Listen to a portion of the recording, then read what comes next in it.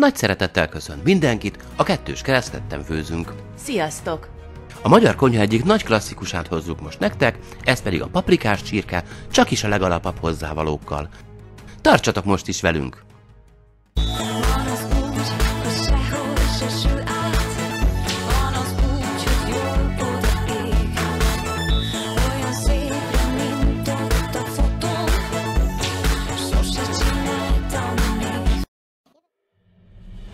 Alsó és felső csirkecombjaink vannak vegyesen, összesen 12 darab.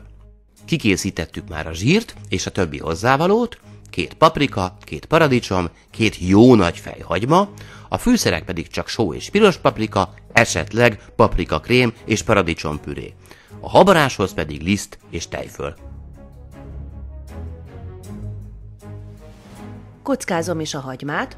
Ahogy említettük, 2 jó nagy fejet választottunk, de akár 3 is elbír ez a mennyiségű hús. Közben felforrt a vízünk, ebbe dobjuk bele a paradicsomot, hogy könnyebben le tudjuk majd húzni a héját. Egy jó evőkanálnyi forró zsíron megdísztelem a hagymát. Mi inkább zsírt javaslunk ezekhez a magyaros ételekhez, ami lehet szárnyasé is, nekünk ez most disznózsír. Már dobok is rá egy teáskanál sót, hogy hamarabb összeessen a hagyma.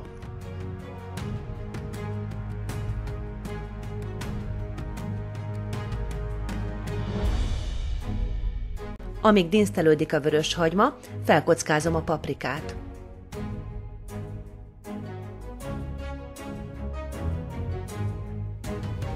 A paradicsom 1-1,5 percet volt a forró vízben, ezután ilyen könnyen le lehet húzni a héját.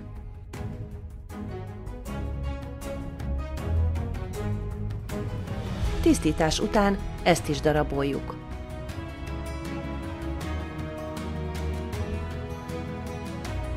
Pár perc alatt kellőképpen összeesett a hagymánk, úgyhogy jöhetnek hozzá a combok.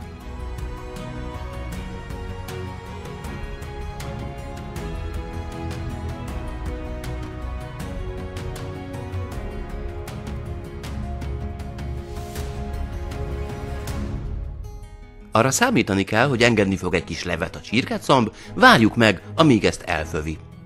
Ha ez megtörtént, kezdhetjük is a fűszerezést. 1,5 teáskanál sót adok hozzá, hiszen a hagyma már kapott, a piros paprikát viszont nem fogom sajnálni, abból 3 teáskanállal is mehet bele.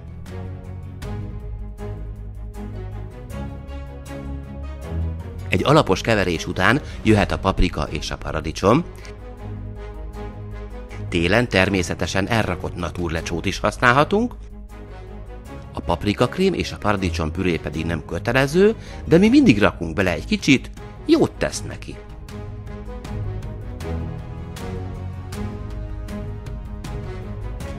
Ismét egy alapos kevergetés következik. Megvárjuk, hogy felrottyanjon, és ekkor öntjük fel annyi vízzel, hogy éppen csak ellepje. A sima pörkölthöz képest egy kicsit nagyvonalúbbak lehetünk a felöntésnél. Elrendezgetjük a húsokat, és mehet is rá a födő, kis, közepes lángon fog puhulgatni. A hús körülbelül 45 perc alatt puhul meg, az idő függ a combok nagyságától, és attól is, hogy bolti vagy kapirgálós tanyasi csirkével dolgozunk. A puha húsokat kiszedjük, hogy ezt a hosszú levű szaftot habarás előtt még szép simára, egyneművé dolgozzuk. Lehet passzírozni is, de talán könnyebb és gyorsabb botmixert használni ehhez.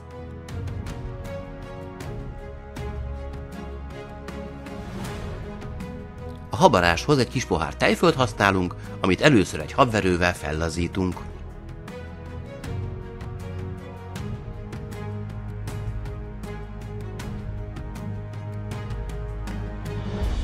Kerül bele egy evőkanál liszt, majd ezt a tejföllel együtt csomómentesre elkeverjük.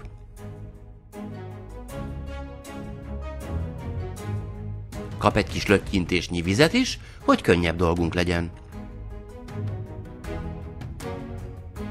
Még egy fél evőkanál lisztet pótolunk, és így lesz jó a habarás.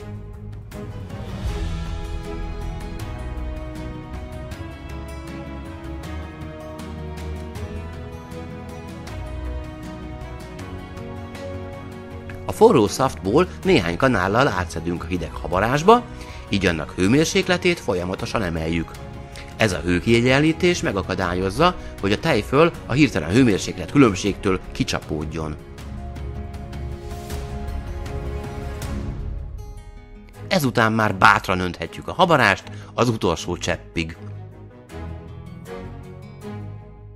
Az összeöntés után alaposan összekeverjük, majd várunk 1-2 percig, hogy összefőjön és a liszt sem maradjon nyers.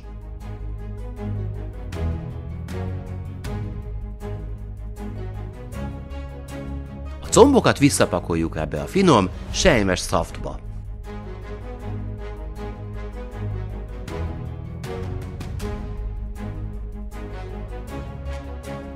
Nézzétek csak, megfelelő a sűrűsége, úgyhogy ilyenkor már le is kapcsolhatjuk alatta a lángot, hiszen kész vagyunk.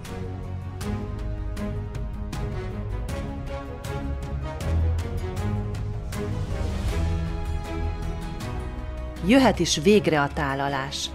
A szaftunk gyönyörűen simul rá a megpuhult csirkecombokra. Szerintünk a legtökéletesebb körete ennek az ételnek a nokedli, aminek a nyers tésztájához mi most jutúrót és kaprot is adtunk. A szaftot bőven merjük, mert úgy a finom, ha nokedlit is jól megforgatjuk benne. Ezzel nem lehet betelni. Ha tetszett a videó, ne habozzatok megnyomni a like gombot, ha pedig a további tartalmainkról sem szeretnétek lemaradni, iratkozzatok fel a csatornánkra.